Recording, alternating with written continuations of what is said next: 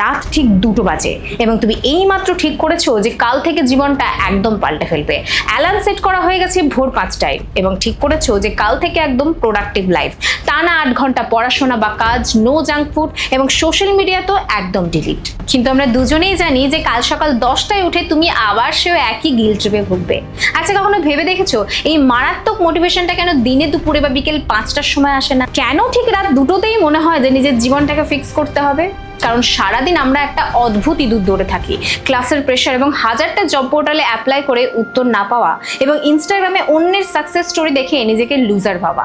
সারাদিন আমাদের ব্রেন এই স্ট্রেসগুলোর সাথে ফাইট করে এবং রাত্রেবেলা যখন চারপাশটা শান্ত হয় তখন আমাদের ব্রেন আর চাপ নিতে পারে না, আমাদের ডিফেন্স মেকানিজম ভেঙে পড়ে। আর ঠিক তখনই আমরা একটা ফাঁদে পা দিই। আমরা ইউটিউবে how to change your life টাইপের ভিডিও দেখি এবং একটা সুন্দর ডায়েরি বের করে অসম্ভব একটা রুটিন বানাই। নতুন নতুন প্রোডাক্টিভিটি অ্যাপ ডাউনলোড করি এবং ডায়েট শুরু করার আগে শেষবারের মতো 1 প্যাকেট চিপস খেয়ে নিই এবং ভাবি যে যাক, আমি তো চেষ্টা করছি।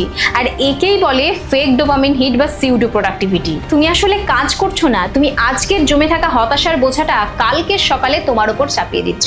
আজকের জেনারেশন অলস নয়, তারা মেন্টালি এক্সস্টেড।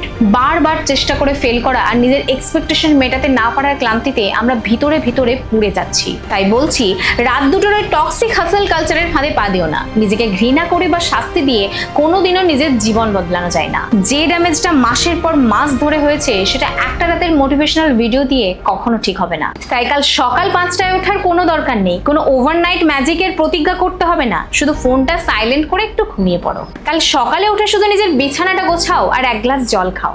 এই ছোট জয়টাই তোমার কনফিডেন্স ফেরাবে। জীবন ফিক্স করার জন্য কোনো বিপ্লবের প্রয়োজন নেই, শুধু প্রতিদিনের ছোট ছোট স্টেপসের প্রয়োজন। তাই নিজেকে কাঠগড়ায় দাঁড়ানো বন্ধ করো। তুমি হেরে যাওনি, তুমি শুধু ক্লান্ত। ঘুমিয়ে পড়ো।